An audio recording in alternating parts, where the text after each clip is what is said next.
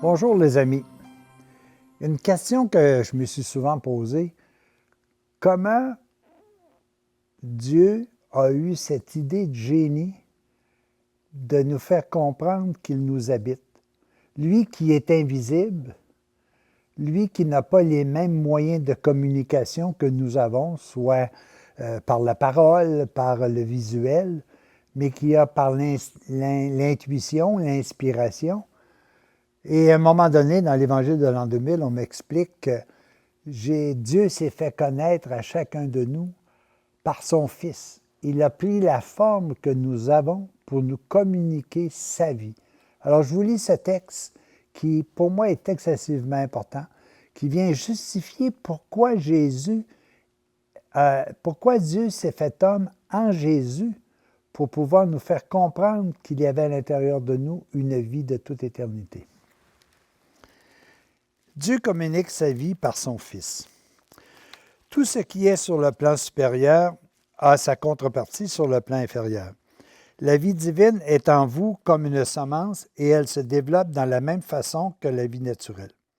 Voyez la vigne, une graine puis une tige qui sort de la terre et grandit. Observez cep et sarment. La vie qui vient des racines passe par le cep et se communique à toutes les branches. Si une branche est coupée du cep, elle cesse de porter du fruit. Il en est de même de votre vie divine. Je suis la cep et vous êtes les sarments. De même que les sarments de la vigne reçoivent par le cep la vie qui vient des racines invisibles, ainsi vous, les sarments, vous recevez toute la vie du Père invisible par moi qui suis le cep. Je suis le chemin qui conduit au Père. Je vous apporte toute sa vie, toute sa vérité. Si vous pouviez me connaître parfaitement, vous connaîtriez parfaitement le Père, et c'est cela, la vie éternelle. Comme le tronc nourrit les branches, ainsi je suis la nourriture de votre vie divine, le pain vivant descendu du ciel. La vie passe du tronc aux branches par la sève invisible.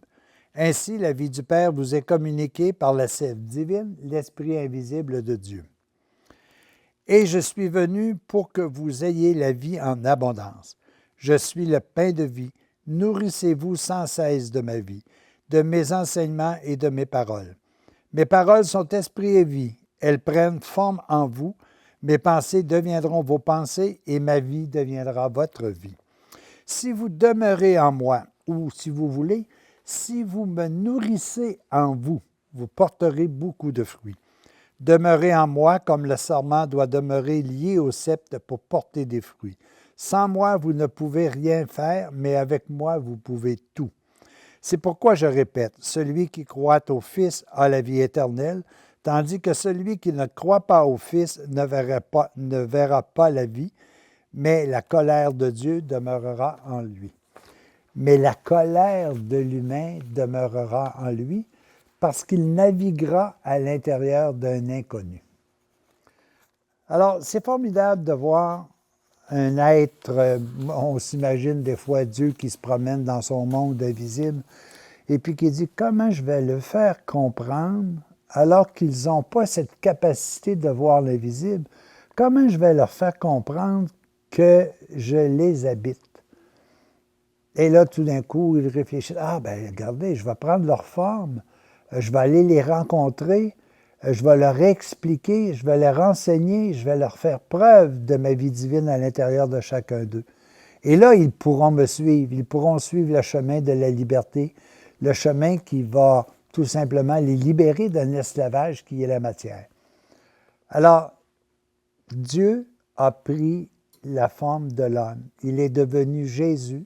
Il a été en tout point éprouvé à ce que l'homme a été éprouvé, mais il n'a pas péché. Et il a pu communiquer sa vie, il a pu communiquer ses moyens d'être heureux. L'exemple de l'arbre est extraordinaire, ou du cep et des sarments est extraordinaire. Les racines d'un arbre, on ne les voit pas. Pourtant, elles sont là, elles sont essentielles. C'est ce qui est à l'origine. Alors, à mon origine, à moi, c'est quelque chose aussi d'invisible, c'est Dieu. Il est venu sur terre, il a pris la forme de Jésus, ou si vous voulez, il a pris la forme d'un tronc, à l'intérieur duquel a véhiculé la vérité, la vie, la lumière, la sève.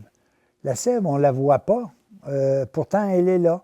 Elle passe de l'arbre, elle passe dans le tronc, elle passe des racines, pardon, dans le tronc, dans les branches, dans les feuilles, dans le fruit. C'est toujours la même sève. Alors nous aussi, de par le fait que l'on a été créés à l'image et à la ressemblance de Dieu, cette sève nous habite sans cesse.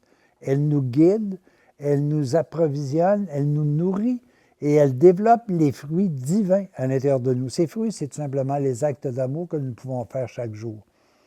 C'est extraordinaire de voir que Dieu a pu penser de travailler de cette façon-là pour nous rapprocher de lui, nous faire comprendre que ce qui est divin est réalisable dans un monde comme le nôtre, sur la terre, dans la matière.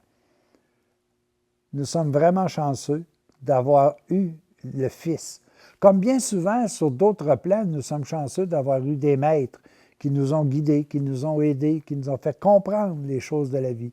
Nous sommes heureux d'avoir des mères qui nous ont accompagnés, des pères qui nous ont accompagnés. Alors, toutes ces valeurs-là sont à l'intérieur de nous. Et pourtant, dans bien des cas, nous suivons nos héros sportifs ou culturels ou peu importe. Alors, pourquoi ne pas suivre notre héros éternel qui est Dieu et qui est venu se présenter à nous sous la forme de Jésus? Et peut-être qu'aujourd'hui, il s'appellera tout simplement Michel, Claude, Claudette, Henriette.